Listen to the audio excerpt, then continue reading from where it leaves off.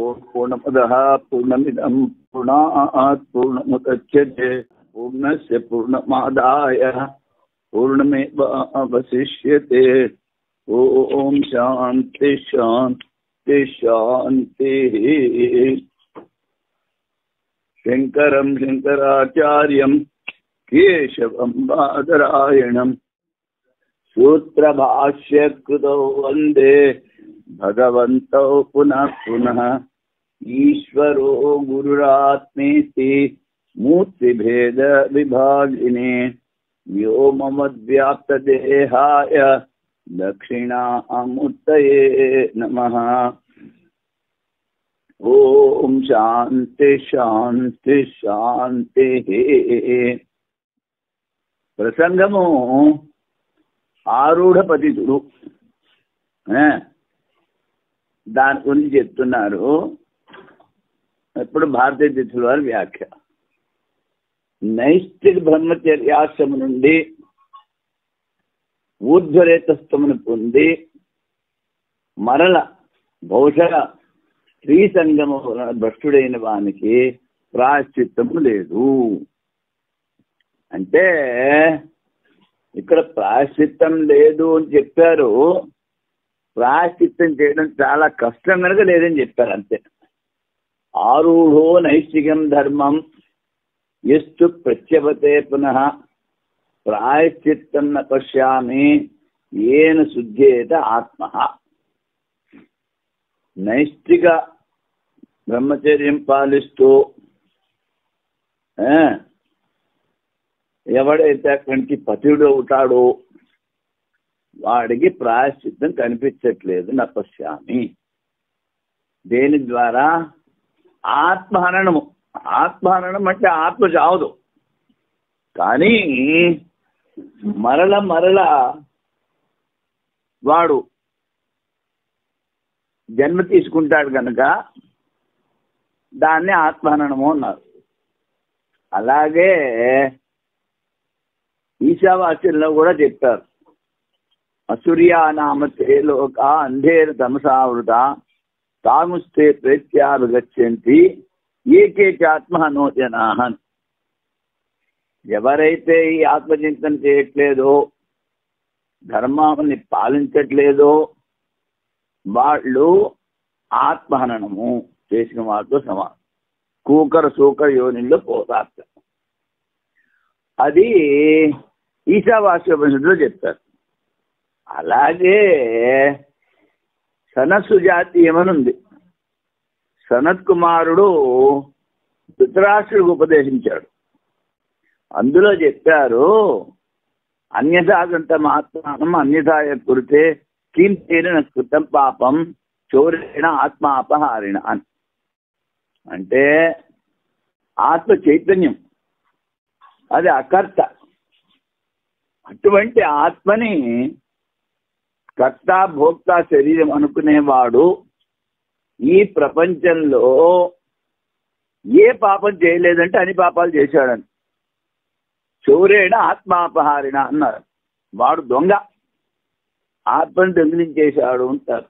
ఇది సనత్సు జాతీయంలో చెప్పారు, ఆత్మహనః అన్నారు. అలాగే భారతంలో కూడా ఒక శ్లోకం వచ్చింది. భారతంలో కాదు, భాగవతంలో 11వ స్కందంలో, నృదేహమాద్యం సులభం సుదుర్లభం లవం సుకల్పం గురుకర్ణధారణం మయానుకూలేన నభస్వరేత్యం నభస్వతేరితం పుమాన్ భవాబ్ధిం నతరే సా ఆత్మ అని. ఇది భాగవతంలో చెప్పారు. ఏమిటి? ఎవడైతే ఈ మనుష్య దేహాన్ని పొంది అత్యంత కష్టమైన వాడు పొంది సులభంగా ఈ దేహము ఈ సంసార సాగరాన్ని దాటడానికి ఒక దృఢమైన నౌక, ప్లవం సుకల్పం. దానికి గురుడు చుక్కాని నడిపించేవాడు, గురు కర్ణధారం. గురువు గారు ఉపదేశం చేస్తారు, దాని ద్వారా శిష్యుడికి ఉద్ధారం అవుతుంది. అందుకని గురు కర్ణధారం అన్నారు.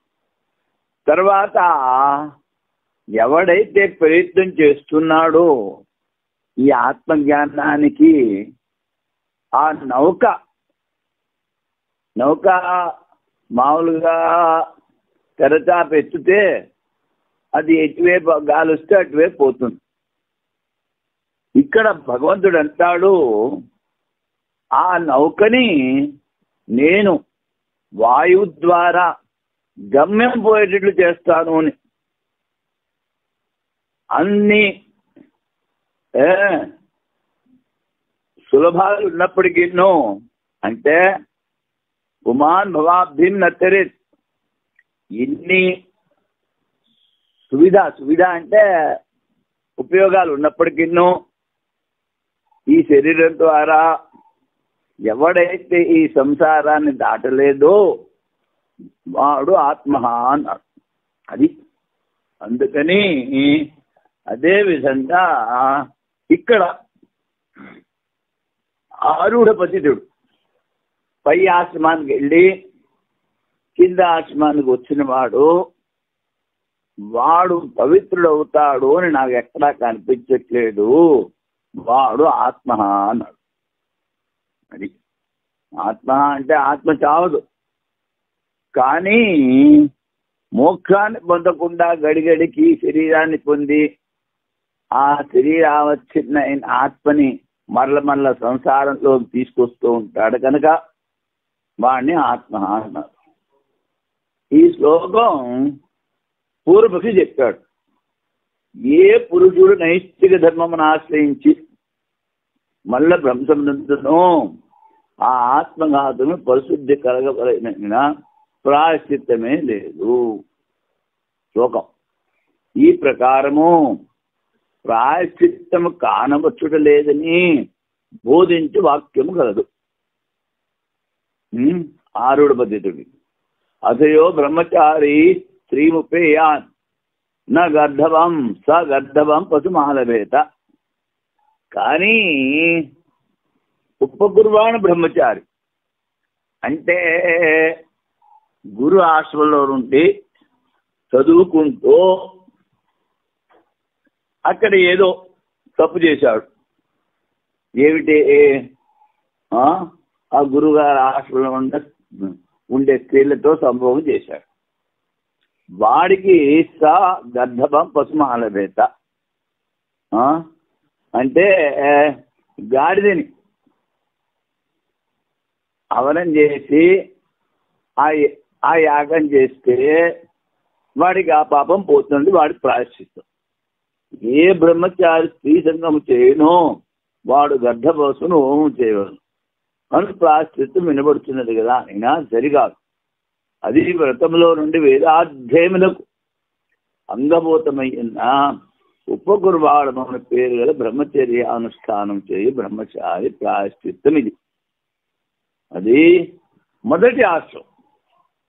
ఇది ఉత్తమ ఆశ్రమం. నైష్ఠిక బ్రహ్మచారి ఒకసారి అయితే ఇంక వాడికి ఇంకో మార్గం లేదు. యావజ్జీవం ఉపాసన చేస్తూ అలాగ ఉండాలి, లేకపోతే ఇంక ఉపాసన చేయక్కర్లేదు అనుకుంటే, వేదాంశమే చేసి ముక్తి పొందాలి అనుకుంటే వాడు సన్యాసం తీసుకోవాలి. ఇంకో గతి లేదు ఎవడికి, నైష్ఠిక బ్రహ్మచారి. అటువంటి వాడు తప్పు చేస్తే ఈ ఊర్ధ్వరేతస్క స్థితి నుండి భ్రంశుడైన వానికి ప్రాయశ్చిత్తము లేదు అని పూర్వపక్షం. అప్పుడు సిద్ధాంతం చెప్తున్నాడు, ఏ విధముగా ఉపకుర్బాణ బ్రహ్మచారి మాంసభక్షణము చేసినది ఉపాతకం మరియు దానికి ప్రాయశ్చిత్త రూపమైన సంస్కారం కలదో, అదే విధముగా ఊర్ధ్వరేతస్కుడైన నైష్ఠిక బ్రహ్మచారి గురు భార్యాది వ్యతిరిక్త స్థలముల ప్రవృత్తుడైన అది ఉపపాతకమే కానీ మహాపాతకం కాదు. అది చిన్నగా గురువుగారి భార్యకి అసలు పెట్టాడు. అది కానీ వాడికి ప్రాయశ్చిత్తం ఉంది అని సిద్ధాంతం చెప్తాడు. కనుక వారికి ప్రాయశ్చిత్తమైన సంస్కారం ద్వారా శుద్ధి కలుగగలదు. మహాపాతకంలో పరిగణన చేయకుండాను ఉపపాతకం ఉపపాతకత్వం వలన ప్రాయశ్చిత్తం కలదనించు. మరి నువ్వు శ్లోకం చెప్పావు కదా, ప్రాయశ్చిత్తం పశ్యామి అను అదర్శన వాక్యం వ్యవస్థ ఏమవును? సిద్ధాంతి ప్రాయశ్చిత్తం ఉంది అన్నాడు, పూర్వపక్షి ప్రాయశ్చిత్తం లేదని శ్లోకం చెప్పాడు. ఈ ప్రశ్న సరికాదు. ఎందుకనగా అదర్శన వాక్యము యత్నాధిక్యం సూచించడం కొరకు ఈ ప్రాయశ్చిత్తం చేయడం చాలా కష్టం. అది అందుకని ప్రాయశ్చిత్తం లేదని చెప్పలేదు. ప్రాయశ్చిత్తము గర్ధవ పశువు వీటికి కూడా ప్రాయశ్చిత్తం. ఎందుకనగా ఇద్దరికి బ్రహ్మచారిత్వం సమానం. అటులనే వానప్రస్థునికి మరియు పరివిరాజునికి భ్రష్టులైన ప్రాయశ్చిత్తం వినిపించుతున్నది. సన్యాసి భ్రష్టుడయ్యాడు అనుకో, వాడికి ప్రాయశ్చిత్తం చెప్పారు. వానప్రస్థో దీక్షాభేదే కృత్యం ద్వాదశ రాత్రం చరిత్వా మహాకక్షం వర్ధయేత్ భిక్షుర్ వనస్థవత్ సోమవృద్ధిం వర్ధయేత్. వానప్రస్థుడు తప్పు చేస్తే కృత్యచాంద్రాయ వ్రతం అంటారు. అంటే ముందు ఆవుకి ఈ గోధుమలు ఎవలు ఉలవలు ఇవన్నీ పట్టాలి. అవి పేడలోంచి బయటకు వస్తాయి. అవి ఏరుకోవాలి. పేడ కడిగేసేసి అది ఎండబెట్టి పిండి చేసి పాడ్యమి నుంచి పూర్ణిమ వరకు ఒక్కొక్క ముద్ద తిని పూర్తిగా ఆ రోజులా ఉండాలి. మళ్ళీ పూర్ణిమ నుంచి అమావాస్యకి ఒక్కొక్క ముద్ద తగ్గిస్తూ ఒక నెల్లాళ్ళు అదొక వ్రతం చేయాలి. ద్వాదశ రాత్రం 12 రాత్రులు ఏదో అవనం అది చెయ్యాలి. మహాకక్షం వర్ధయేత్ వనంలో ఉన్న వృక్షాలన్నిటికీ నీళ్లు పోయాలి. ఇది ఎవడు? వానప్రస్థుడు. వాడికి ప్రాయశ్చిత్తం. సోమవృద్ధిం వర్ధయేత్. అలాగే భిక్షు అంటే సన్యాసి. వనస్థవత్ ఆ వానప్రస్థుని లాగా అన్నీ చేస్తూ సోమవృద్ధిం వర్ధయేత్. వీడు అడవిలో ఉండాలి, ఎవరికి మోహం చూపించకూడదు. అక్కడ వేసుకున్న గుడారం ముందు ఒక గడకర పాతి దాని మీద ఒక పుర్రె పెట్టాలి. అది చిహ్నము. అయ్యా నేను ఈ తప్పు చేశాను, విడిగా ఉన్నాను. తరువాత ఆ అడవిలో ఉన్న చెట్లకన్నిటికీ నీళ్లు పోయాలి. సన్యాసి అయితే ఆ సోమలతకి మాత్రం నీళ్లు పోయకూడదు, నీళ్ళు వాటికి పోయాలి. అందుకని సోమవృద్ధిం వర్ధయేత్ అన్నారు. అది ఇంకా కొన్ని చోట్ల వాణ్ణి పురుగుతో సమానంగా చూడమని చెప్పారు. ఆరుడ పద్ధతిని వాడితో సంబంధం పెట్టుకోకూడదు ఒకటి. తర్వాత వాణ్ణి ఏ ఉత్సవాలకి పిలవకూడదు. ఇవన్నీ చెప్పారు. అందుకని ఆరుడ పద్ధతి అయితే మహాపాతకం అన్నమాట. ఉపపాతకం, కానీ ప్రాయశ్చిత్తం చేయాలి. ప్రాయశ్చిత్తం చేస్తే వాడికి మోక్షం వస్తుందని కాదు. ప్రాయశ్చిత్తం చేస్తే చేసిన పాపాన్ని కడుక్కున్నాడు అంతే. మళ్ళీ మనుషుడి జన్మలో అంటే ఏమిటి? ఈ ప్రాయశ్చిత్తం చేస్తే ఆధ్యాత్మిక మార్గంలో ముందు జన్మలో పోవడానికి అడ్డంకి ఏదైతే ఉందో అది తొలగిపోతుంది అంతే. అంతేకాని ఇంత పెద్ద ప్రాశ్చర్యం చేశాడు కానీ మోక్షం వచ్చేస్తుందని కాదు. అది దీక్ష భగ్నం అవుట వలన 12 రాత్రుల పర్యంతము కృత్య ఆచరణం వానప్రస్థునికి సోమలత వృద్ధిని వల్లి మిగిలిన అరణ్య వృక్షముల సంవర్ధనము నీరు తెచ్చి వనవృక్షములు పోయి అని ప్రాశ్చితం భిక్షుకునికి చెప్పిరి. ఇది స్మృతిలో ఉన్నాయి. ఇప్పుడు సూత్రం నచాధికారికమపి పత్రానుమానాత్ తదయోగాత్. ఆధికారికమపి న పతనానుమానాత్ తదయోగాత్. ఇదేమిటో సూత్రార్థం చూద్దాం. అధికార శాస్త్రములో ప్రాప్తమైన ప్రాయశ్చిత్తము గర్ధవాలంబనం, నైష్ఠిక బ్రహ్మచారి కాదు. ఆరూఢో నైష్ఠిక ధర్మం అన్న స్మృతివాక్యము కలదు. ఎవడైతే నైష్ఠిక ధర్మాన్ని తీసుకున్నాడో వాడికి ప్రాయశ్చిత్తం లేదని చెప్తోంది ఈ శ్లోకంలో. ఇది మూలశృతి లేక సంభవింపదు. కావున అనుమానముచే ఇటు శృతిని కల్పించవలేను. ఇప్పుడు ఈ ఆరూఢ నైష్ఠికం ధర్మం ఎస్తు పృచ్యవతే పునః ప్రాయశ్చిత్తం న పశ్యామి ఏన శుద్ధేత స ఆత్మ అని చెప్తున్నది స్మృతి. వీడిక్కడ సూత్రార్థంలో అంటాడు, ఈ స్మృతి శృతి లేకుండా స్మృతి కలగదు. అందుకని ఈ స్మృతి ద్వారా శృతిని అనుమానం ద్వారా కల్పన చెయ్యాలంటాడు. అంటే ఇలా శృతిలో కూడా చెప్పారు అనుకోవాలంటాడు. అది ఈ కారణం వలన పైన ఉదహరించిన శృతి సామాన్య బ్రహ్మచారి విషయమే అవును, కానీ నైష్ఠిక బ్రహ్మచారి విషయం కాదునుట స్పష్టము. నైష్ఠిక బ్రహ్మచారికి ప్రాయశ్చిత్తము లేదు. తదయోగా పూర్వపక్షం. నైష్ఠిక బ్రహ్మచారి ప్రాయశ్చిత్తం ఆచరించినను వాని ద్వారా చేయబడు కర్మ విద్యకు సాధనము కాదనము. ఇప్పుడు చెప్పాను కదా, ప్రాయశ్చిత్తం చేస్తే మళ్ళీ వాడు బ్రహ్మ విద్య సాధన చేయొచ్చు. వాడు పూర్వపక్షం అంటాడు లేదంటాడు, అది సాధనము.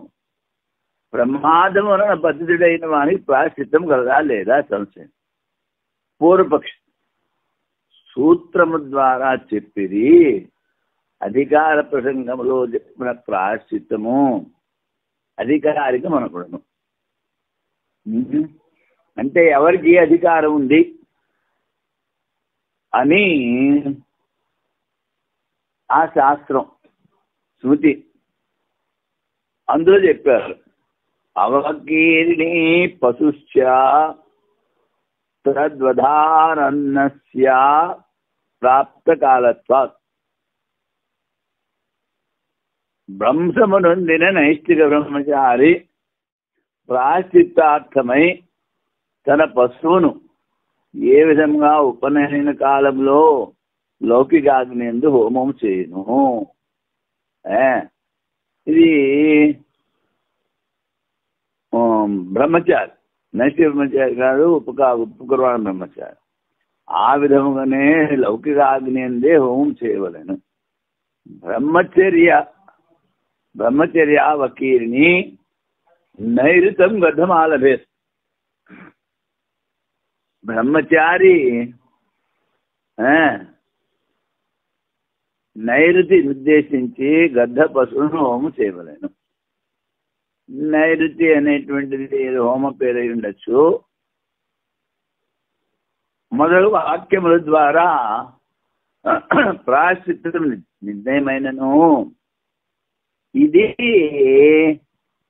ఉపకుర్వాణ బ్రహ్మచారి దానికి ముందున్న బ్రహ్మచారి వాళ్ళిద్దరికి చెప్పారు. అంటే పొరుగు చేసుకునే ముందు ఏమన్నా తప్పు చేస్తే. గురువు చేసిన తర్వాత గురుకులానికి వెళ్ళి వాడు ఉపకుర్బాణ బ్రహ్మచారి అవుతాడు. కానీ ఇక్కడ నైష్ఠిక బ్రహ్మచారి అంటే వ్రతం తీసుకున్నాడు, జీవితం అంతా నేను బ్రహ్మచర్య పాలన చేస్తాను, తర్వాత ఉపాసన ద్వారా బ్రహ్మచింతనే చేస్తాను అని వ్రతం తీసుకుని కాషాయ బట్టలు వేసుకున్నవాడు నైష్ఠిక బ్రహ్మచారి అవుతాడు. వాడు జీవితాంతం ఉపాసన చేయాలి, లేకపోతే సన్యాసం తీసుకుని శ్రవణ ధ్యానం చేయాలి. వాడికి ఇంకో మార్గం లేదు. అటువంటి వాడు తప్పు చేస్తే దానికి పూర్వపక్షి అంటున్నాడు, నైష్ఠిక బ్రహ్మచారి పదుడైన గర్ధవ పశువును హోమం చేయటం అనేది కూడా లేదు. ఎందుకని? ఆరూఢో నైష్ఠికం ధర్మం ఎస్తు ప్రత్యవతే పునః ప్రాయశ్చిత్తం న పశ్యామి ఏన శుద్ధేత ఆత్మ. ఈ నైష్ఠిక బ్రహ్మచారి భంసుడైతే వాడికి ప్రాయశ్చిత్తం లేదని శృతి చెప్తోంది, ఆత్రేయ స్మృతి.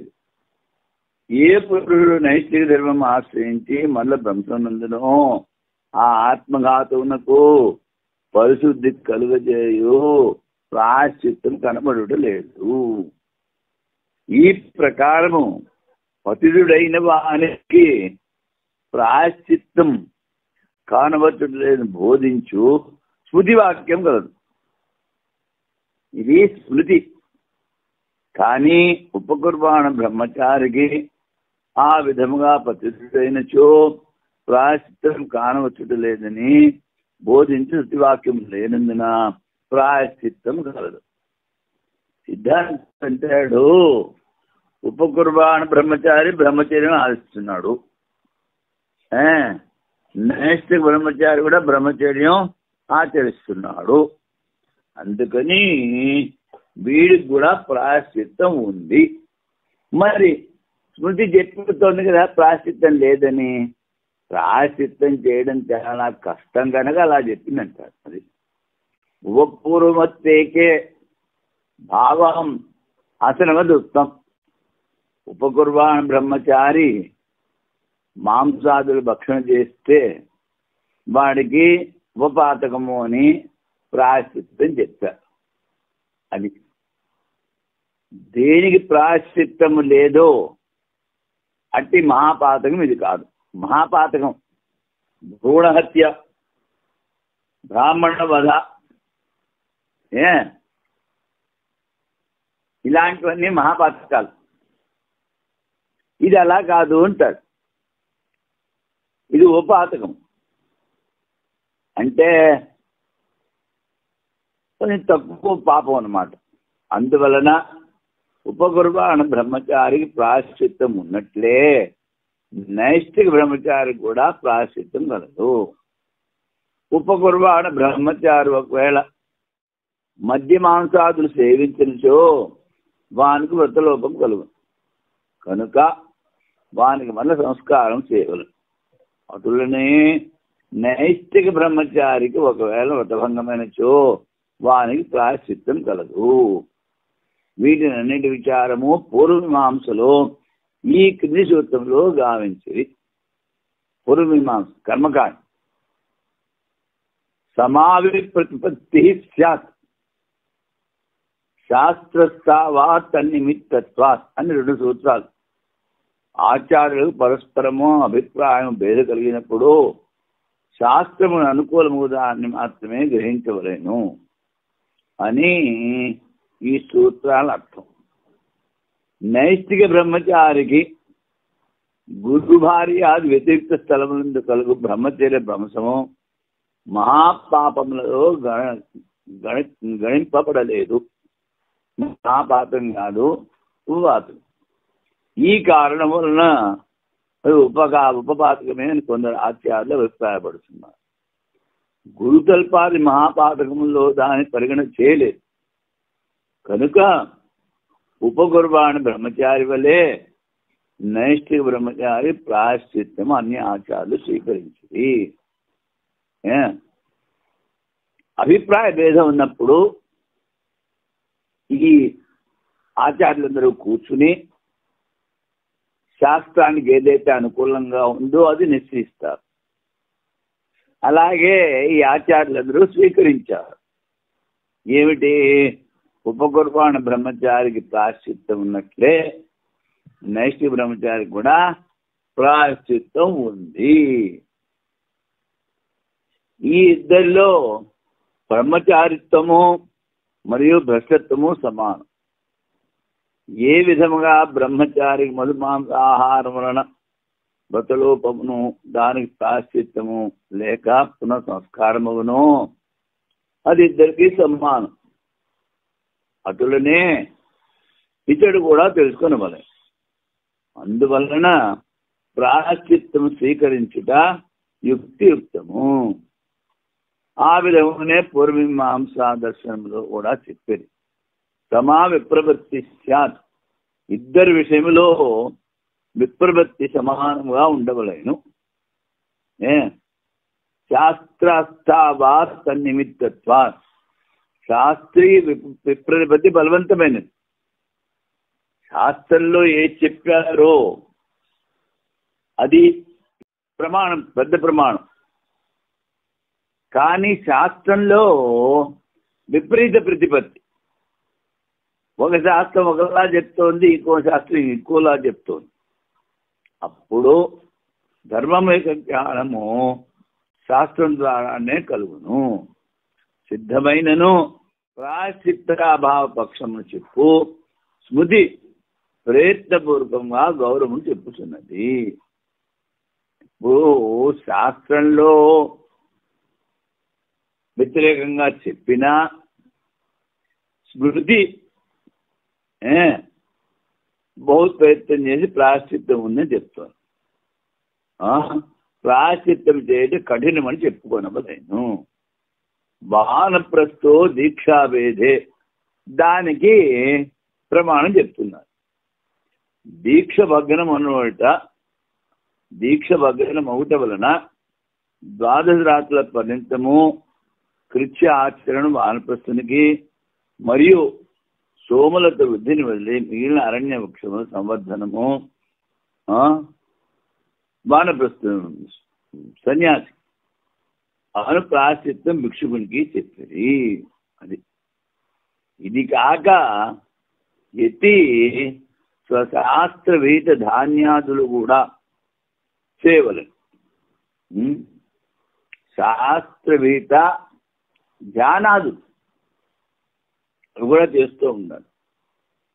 ఎతికి అంటే సన్యాసి శాస్త్రానుసారము ప్రాయశ్చిత్తము స్వీకరించవలేను.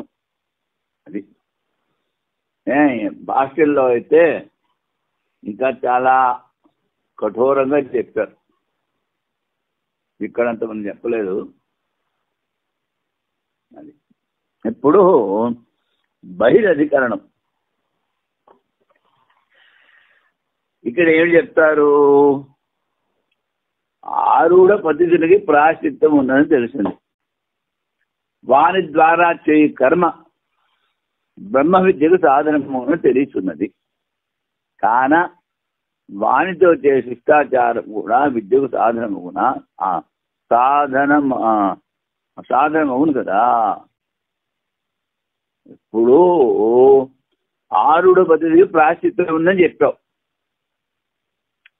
వాడు చేసే కర్మ బ్రహ్మ విద్యకి సాధనము చెప్పావు. వాడితో చేసే శిష్టాచారం, వాడితో కూర్చుని భోజనం చేయడం, వాడిని ఉత్సవాలకి పిలవడం, ఇలాంటివన్నీ శిష్టాచారం. ఇది దృష్టాంత సంగతి. ఇది కూడా చెయ్యొచ్చు కదా అని సంగతి. విషయం ఆరుడ పద్ధతిని ప్రాయశ్చిత్తమైన తర్వాత వాళ్ళతో శిష్టాచారం ఎట్టు జరుపుకోలేను. ఆశ్రమ భ్రష్టులు ప్రాయశ్చిత్తం చేసిన పిదప వారి సంసర్గం అంగీకరింపబడనిచో స్వీకారం చేయకపోతే వారితో కలిసి చేయబడు వేదాంత శ్రవణాదులు విద్యాసాధనలు అన్న విషయంపై చర్చ ఈ అధికారంలో జరుగుతుంది. ఇప్పుడు ఆరుఢ పతిథుడు వాడు ప్రార్థన చేశాడు, వాడితో కూర్చుని వేదాంత శ్రవణం చేయొచ్చా చేయకూడదా, అంటే వారి సాంగత్యం ఉండొచ్చా ఉండకూడదా, అది చర్చ. అప్పుడు ఆరుఢ పద్ధతునికి ప్రాశ్చిత్తమైన తర్వాత వానితో కలిసి చేయబడు వేదాంత శ్రవణాదులు విద్యా సాధనలు అవునా కావా, ఈ విద్యకి సాధన అవుతుందా కాదా అని సంశయం.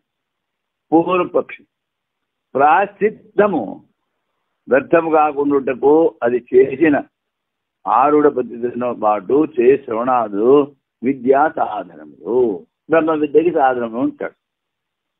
అప్పుడు సిద్ధాంతం ఆరుఢ పద్ధతి ద్వారా చేయబడి ప్రాశ్చిత్తము వాని పరలోక సాధనము, కాన శిష్ట పురుషులు వారిని త్యజింతురు. ప్రాశ్చిత్తం పశ్చాం అనే వాక్యం ద్వారా చెప్పిన అశుద్ధి వారిలో ఉండనే ఉంది. ఆ శరీరంతో తప్పు చేశాడు గనక పరలోక సాధనకి వాడికి అది అడ్డంకు కాదు, కానీ ఆ శరీరంతో తప్పు చేశాడు కనుక వాడికి అశుద్ధి ఉండనే ఉంది. అందుకని శిష్ట పురుషులు వానితో వ్యవహారం చేయరు అన్నారు. ఇది సిద్ధాంతం. అది అంటే ప్రాశ్చిత్తం చేస్తే అది వాడికే అవుతుంది. వాడు పాపాన్ని కడిగేసుకున్నాడు కానీ వాడితో కూర్చోవడం, వాడితో తినడం, వాడితో పాటు తిరగడం ఇదంతా మిగిలిన వాళ్ళు చెయ్యకూడదు. అది శుద్ధ శిష్టైరుపాదేశాత్ యో వా దోష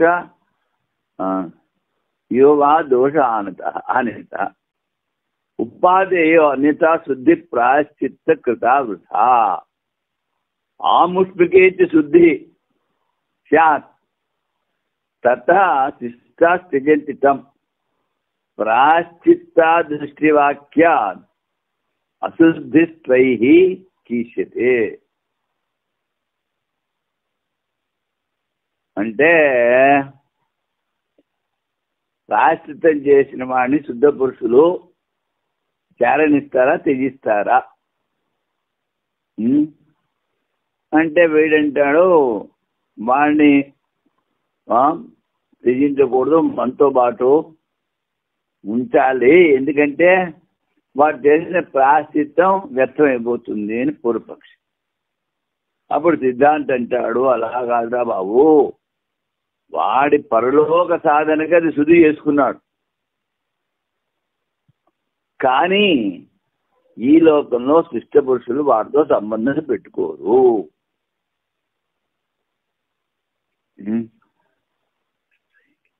వాడి ప్రాశ్చిత్తం వాడు అశుద్ధి కడుక్కోవడానికి అని. ఇప్పుడు ప్రాశ్చిత్తము ద్వారా శుద్ధి అయిన బ్రహ్మచారి మొదలగు వారి గ్రహణము శిష్ట పురుషులు చేదురా లేక వారిని త్యజించురా. దోష నివృత్తి అయినందున వాని గ్రహణం ఉండు, దేనిచో ప్రాశ్చిత్తం ద్వారా చేసిన శుద్ధి వ్యర్థమవును. అప్పుడు సిద్ధాంతం అంటున్నాడు వాని శుద్ధి పరలోకమునకు మాత్రమే, ఈ లోకములో చేసిన అశుద్ధి అటులనే ఉండను. అందువలన శిష్ట పురుషులు వారిని త్యజించరు. వాని ప్రాయశ్చిత్తము ఈ లోక శుద్ధి కొరకు కాదు. అందుకే ప్రాయశ్చిత్తం నపశ్యామి అని చెప్తారు కూడా.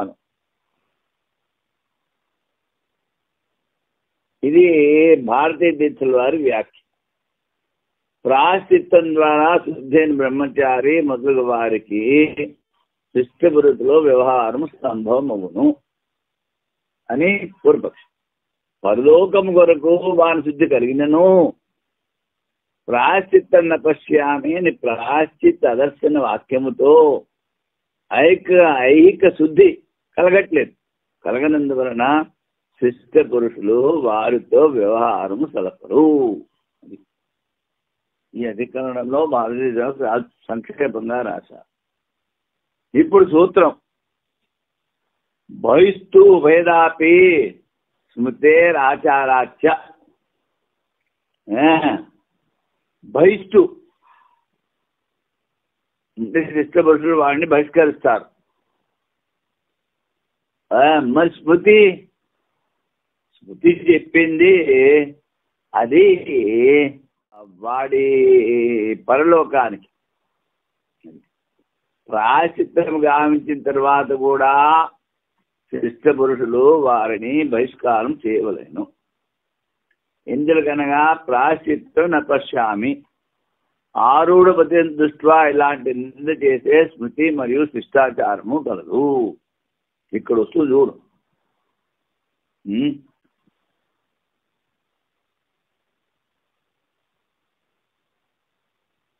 నేను చెప్పానే అది ఇక్కడ వస్తుంది.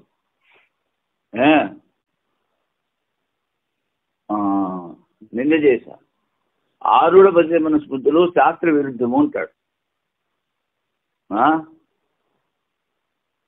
అవి విరుద్ధం కాదు అంటాడు సిద్ధాంత సంశయం. ఆరూఢ పద్ధతిని ప్రాయశ్చిత్తమైన తర్వాత వారితో కలిసి చేయబడు వేదాంత శ్రవణాదులు విద్యా సాధన కాదా? పూర్వపక్షి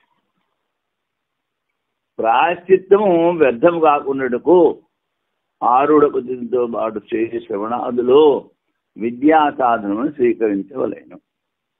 అప్పుడు సిద్ధాంతం ఊర్ధ్వరేతస్కులు తమ ఆశ్రమ ధర్మం నుండి పతితులైన దానిని ఉపాత్మకము లేక మహాపాతకమును స్వీకరించినను రెండు విధములుగా ప్రాశ్చిత్తం ద్వారా శుద్ధి అయినను శిష్ట పురుషుల ద్వారా వారు బహిష్కారమునకు యోగ్యులే.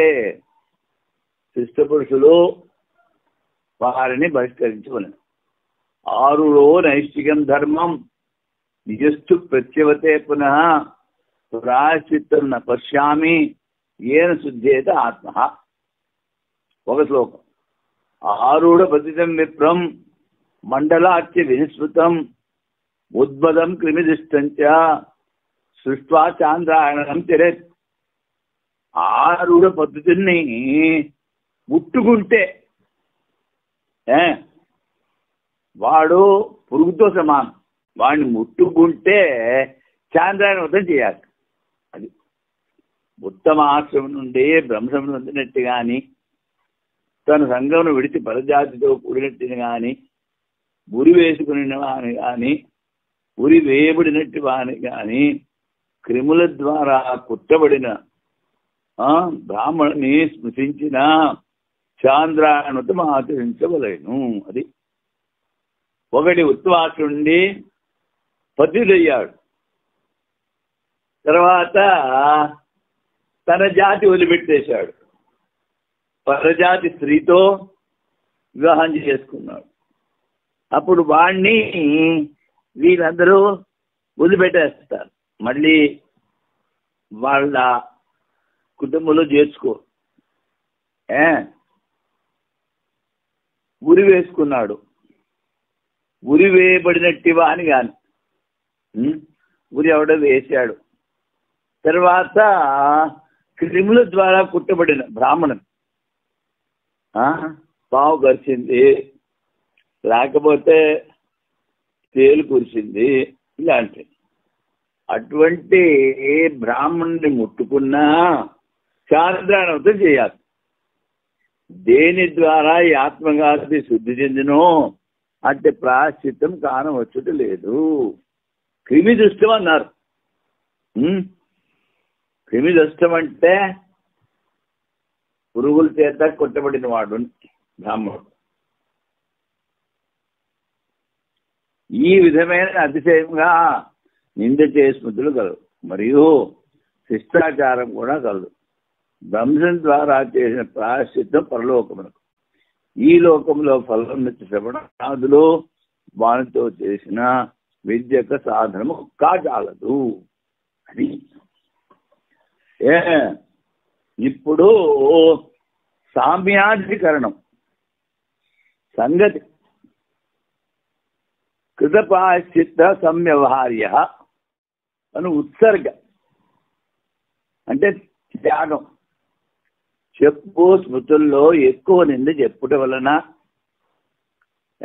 నైష్టిక బ్రహ్మచారులతో బాధ కలుగులని చెప్పబడింది. అటులనే అంగానుష్ఠానం ఆచరించేవాడే తన ఆశ్రిత ఉపాసన ఆచరించవలను అంటే సామాన్య శాస్త్రం. ఫలము ఉపాసకునికే కలుగునని ఉద్గీత విద్యలో చెప్పబడినది. యజమానుని కన్నా భిన్నమైన కర్తకు ఫలము స్వీకరించడం వలన ఈ రెండిటికి విరోధము కావున పరస్పరము బాధ్యబాధక భావము కలుగును. పూర్వాధికారంలో ఇటు కూడా ఫలిత సామాన్య స్థితిని బాధించును అనే దృష్టాంతం. ఇప్పుడు మామూలుగా ఏటవుతుందంటే ఋత్విక్కులు అంటే యజ్ఞం చేయించే వాళ్ళు యజమాని ద్వారా వాళ్ళు మంత్రాలు చదువుతారు. మంత్రాలు చదివితే ఆ మంత్ర ఫలితం వాడికి దక్కుతుంది, యజమానికి దక్కుతుంది. ఆ విషయంలో ఇక్కడ మాట్లాడుతున్నారు. కర్తృత్వ భోక్తములలో కర్మ వల్ల కలుగు ఫలం యొక్క యజమానుడిపై విచారం. యజమానికి ఫలం వస్తుందా? ఇంకా అంగకర్మ వలె అంగాజుడి ఉపాసన యజమానుడు చేయవలేనా లేక ఋత్విజులు చేయవలేనా? ఇప్పుడు యాగం చేస్తున్నాడు, యాగం యజమాని ద్వారా చేయిస్తున్నాడు. మరి ఫలితం వీడికి వస్తా రాదా? అయితే యజమాని డబ్బులు ఇచ్చి ఆ ఋత్వికులను కొన్నాడు. అందుకని వాళ్ళు ఏది చేసినా ఆ ఫలితం యజమానుడికి వస్తుంది. అది ఉపాసన బలం ఉపాసకునికే చెందును. ఈ నియమానుసారం అంగాసుర ఉపాసనానుష్ఠానము యజమానుడే చేయవలేను. కర్మంతా యజమానుడే చెయ్యాలంటాడు పూర్వపక్షి. ఏవం విదుద్గాత బ్రూయాత్. ఉద్గాత అంటే ఋత్విక్కుల్లో ఒకడు, ఋగ్వేద మంత్రాలు చదివేవాడు. ఈ వాక్యశేషంలో ఉద్గాతని స్పష్ట రూపంగా ఉపాసకుని చెప్పింది. అది ఉచితం. యజమానుని సంపూర్ణ కర్మానుష్ఠానముకు ఋత్విజులను విశేష దక్షిణ వశంగా ఏర్పరచుకున్నాడు. అందువలన ఋత్విజులు చేయ కర్మ యజమానుని కర్మనియే స్వీకరించవలేను. కనుక ఋత్విజుని చేయు కర్మ వలె వారి ద్వారా అనుష్ఠాన ఉపాసన ఫలము కూడా యజమానునికే చెందును. ఇక్కడ ఆ ఋత్వికులకి డబ్బులు ఇస్తాడు గనక యజమానుడు డబ్బు కొనుక్కున్నాడు. అందుకని వాళ్ళు ఏవి చేసినా, జపం చేసినా, ఉపాసన చేసినా, మంత్రాలు చదివినా ఆ ఫలితం అంతా యజమానుడికే వస్తుంది. అది ఇప్పుడు వైయాసక న్యాయమాల. అంగధ్యానం యజమానం ఆత్మజ్యం వా యథా ఫలం జాతురేవ శృతం తస్మాత్ యజమాను ఉపాసనం.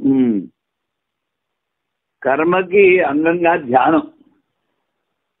ఆ ధ్యాన ఫలితము యజమానుడికి పోతుందా ఋత్విజుడికి పోతుందా? సంశయం వస్తే ఎవడు ధ్యానం ఉపాసన చేస్తున్నాడో వాడికే ఫలం అని చెప్పారు కనుక యజమానుడే ఉపాసన చేయాలి అంటాడు. ఋత్వికులు డబ్బులు బాధ్యత చేయించకూడదు చెప్పాలని. అప్పుడు బ్రూయాదేవం విదుద్గాత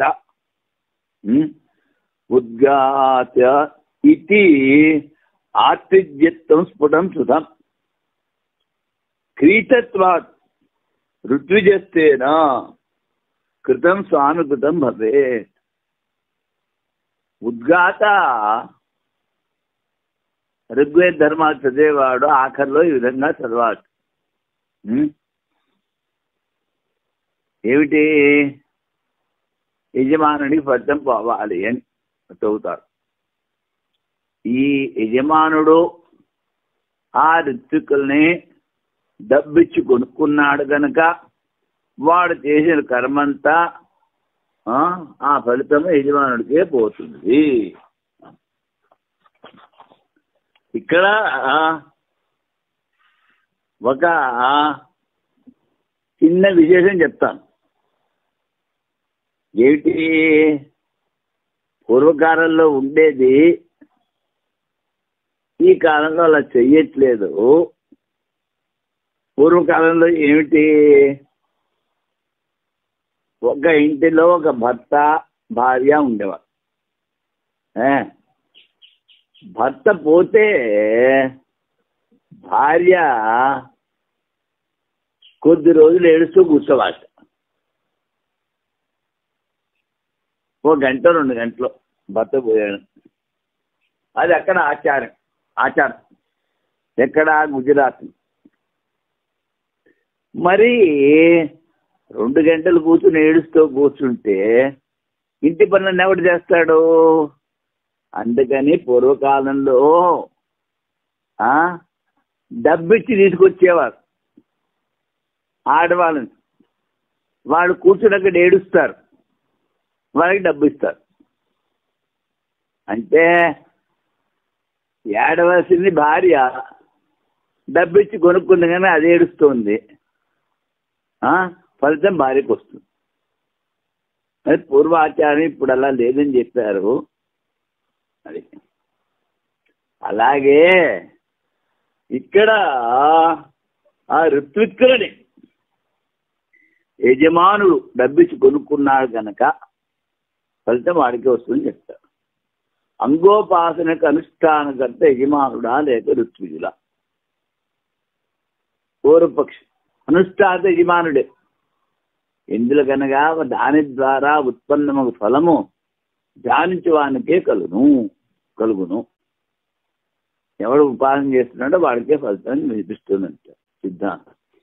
ఏవం విదుద్గాత భూయాత్. ఈ ప్రకారం తెలిసిన ఉద్గాత చెప్పవలేను అని వాక్యములో స్పష్ట రూపముగా అంగోపాసన కర్త ఋత్విజుడనే చెప్పబడినది. మరియు ఋత్విజులను విశేష దక్షిణ సంగి యజమాని ఏర్పరచుకున్నాడు. అందువలన అతడు చేయి అనుష్ఠానం అంటే ఋత్విజులు చేయ అనుష్ఠానం యొక్క ఫలము యజమానునికే చెందును. కనుక డబ్బిచ్చి కొనుక్కున్నా అందుకని ఏం చేస్తారు? ఆ పండితులను కూర్చోబెట్టి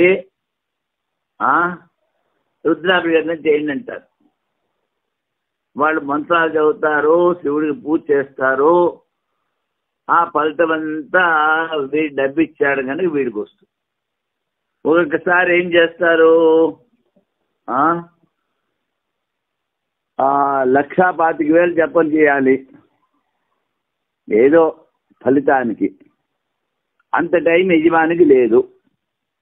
అందుకని ఏం చేస్తారు? బ్రాహ్మణులకి డబ్బులు ఇచ్చి, బాబు మీరు కూర్చుని జపం చేయండి రా, సంకల్పం నాకు చెప్పండి అంటారు. అలా చేస్తే జపం వాళ్ళు చేస్తారు రోజల్లా, ఫలితం యజమానికి వస్తుంది. అది అందుకని దీనికి మళ్ళీ భారతీర్థుల వారి వ్యాఖ్య. అంగోపాసన యొక్క అనుష్ఠానగత యజమానుడే కావాలని పూర్వపక్షం అంటున్నాడు. ఋత్విజుడు కాజాలడు.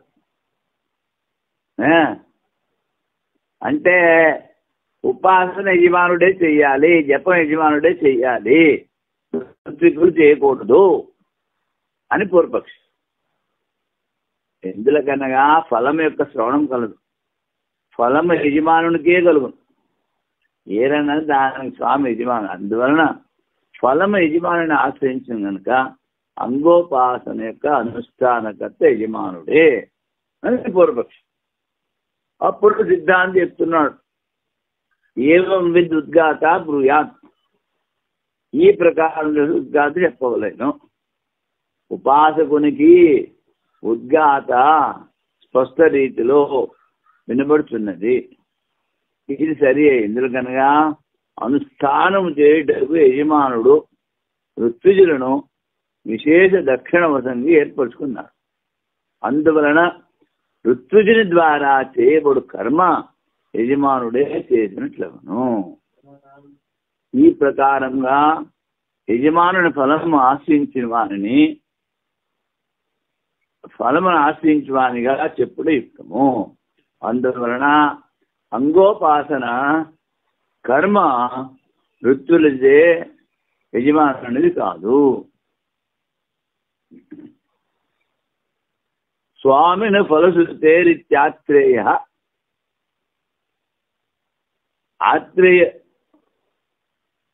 శృతిలో చెప్పారు. ఏమిటి? ఋత్వికులు చేయని కర్మ ఫలితము స్వామికి. అంగములతో ప్రధాన ఉపాసన యొక్క కర్త యజమానుడే. ఇది ఆచార్య మొత్తం. వర్షతి ఆస్మయ మొదలగు ఫలములు ఉపాసనని వినపడుతున్నవి. ఇప్పుడు యజమానుడికి వర్షం కావాలి. అప్పుడు ఋత్వికులు మంత్రాలు చెప్పి శివుడికి అభిషేకం, లేకపోతే మంత్రాలతో అగ్నితో హవనం చేస్తారు. చేసి ఆఖరిలో చెప్తారు యజమానుడి గురించి వర్షం పడాలి అని. అది అందుకని వర్షతి ఆస్మై. ఇది చాందోగ్యోపనిషత్తులో ఉంది. పూర్వపక్షి. అలాగే మా ఆశ్రమం ఆరోపీఠాధీశ్వరులు ఫలౌది అనే రాజస్థానంలో ఉన్నటువంటి గ్రామానికి వెళ్ళారు. అక్కడ అప్పటికి వర్షాకాలం అయిపోయింది. అది రాజస్థాన్ కనుక వర్షాలు పడలేదు అక్కడ. అప్పుడు వాళ్ళందరూ స్వామీజీని అడిగారు, స్వామీజీ వర్షాలు లేకపోతే మాకు సంవత్సరం పొడవునా నీళ్లు ఉండవు తాగేదానికి కూడా అని. వాళ్ళకి ఏం చేస్తారంటే డాబాలన్నీ ఊడ్చిపెట్టుకుంటారు. ఆ వర్షం కనుక వస్తే అదంతా ఒక నుయ్యిలోకి చేరుతుంది. అవే నీళ్లు సంవత్సరం పొడుగునా వాడుకుంటారు. అందుకని వర్షాలు లేకపోతే మరి ఏం తాగుతారు? అందుకని వాళ్ళు స్వామీజీని అడిగారు. స్వామీజీ అన్నారు, సరే ఈ చాందోగ్యం మంత్రాలు ఉన్నాయి కదా, 2 మంత్రాలు, ఆ మంత్రాల ద్వారా పండితులను కూర్చోబెట్టి శివుడికి అభిషేకము చేయించారు, అగ్నిలో హవనం కూడా చేయించారు. చేయిస్తే సాయంకాలం అయిపోయింది, అందరూ భోజనాలు చేస్తున్నారు. అందులో అన్నారు, ఇంతవరకు ఏం వర్షం సూచన లేదే అన్నారు. అప్పుడు స్వామీజీ అన్నారు, మీరు త్వరగా భోజనాలు చేసి ఇంటికి పోండిరా అన్నారు. వాళ్ళు భోజనాలు చేసి ఇంటికి వెళ్ళే లోపల మరి మేఘాలు ఎక్కడి నుంచి వచ్చాయో తెలియదు, వర్షం ఎక్కడి నుంచి వచ్చిందో తెలియదు, కుంభవృష్టి. ఇది ఎప్పుడో ఒక 60 సంవత్సరాల క్రితం జరిగిన మాట. ఆ చెరువులన్నీ నిండిపోయాయి. ఇప్పుడు కూడా ఆ చెరువుల్లో నీరు అలాగే ఉంది. అది వర్షతి ఆస్మై. అంటే యజమానుడికి వాళ్ళందరూ యజమానులు. ఈయన ఋత్వికుడయ్యాడు. ఎవరో పెద్ద అంటే ఋత్వికుడు అంటే ఋత్వికుడు కాదు, ఆ కర్మ వాళ్ళ చేయించి సంకల్పం చేయించాడు, మాకు వర్షం కావాలి. అందుకని ఋత్వికులు చేసే మంత్ర ఫలితము యజమానుడికి వస్తుంది. అది పూర్వపక్ష సూత్రం అంటున్నాడు. కర్తృత్వము భోక్తృత్వము ఒకరివే అని స్వీకరించబడింది. ఋత్వికులు చేసిన ఉపాసన ఫలం కూడా యజమానునికే చెందును. పూర్వపక్ష సిద్ధాంతం పరంపరగా ఋత్వికులు చేసిన ఉపాసన ఫలము యజమానుడు చేసిన కర్మఫలము ఈ రెండిట్లో ఫలభేదం ఉన్నది. అంగము రంగాసిద ఉపాసన యజమానుని కర్మయా లేక ఋత్విజిదా అని సంశయం. అప్పుడు పూర్వపక్ష అంటాడు, యజమానుని కర్మాను ఇదంతా యజమానుడికి కర్మ. వర్షత్యాస్మే వర్షేత్యా ఏతదేవం విద్వాన్ వృష్టౌ పంచవిధౌ సామోపాస్తే. ఎవరు ఈ ప్రకారం తెలుసుకొని వర్షములో 5 విధముల సామమంత్రములను ఉపాసన చేయను వానికి ఇచ్ఛానుసారము వర్షము కురియును. అతడు మేఘముల ద్వారా వర్షము కురిపించును. ఇతర వర్షంలో 5 విధముల సామ ఉపాసకునికి చెప్పిన ఫలం వినిపించును. అందువలన ఫలముతో కూడిన ఉపాసనలకు ఫలస్వామి యజమానుడే కర్తవును. ఈ విధంగా ఆత్రేయాచార్యులు స్వీకరించింది. ఎవరు చేశాడో వాడికే ఫలితం అంటాడు పూర్వపక్షి. ఓం పూర్ణమదః పూర్ణమిదం పూర్ణాత్ పూర్ణముదచ్యతే పూర్ణస్య పూర్ణమాదాయ పూర్ణమేవావశిష్యతే. ఓం శాంతి శాంతి. శంకరం శంకరాచార్యం కేశవం బాదరాయణం సూత్రభాష్యకృతౌ వందే భగవంతౌ పునః పునః. ఈశ్వరో గురురాత్మేతి మూర్తిభేద విభాగినే వ్యోమవద్వ్యాప్తదేహాయ దక్షిణామూర్తయే నమః. ఓం శాంతి శాంతి శాంతి. ఓం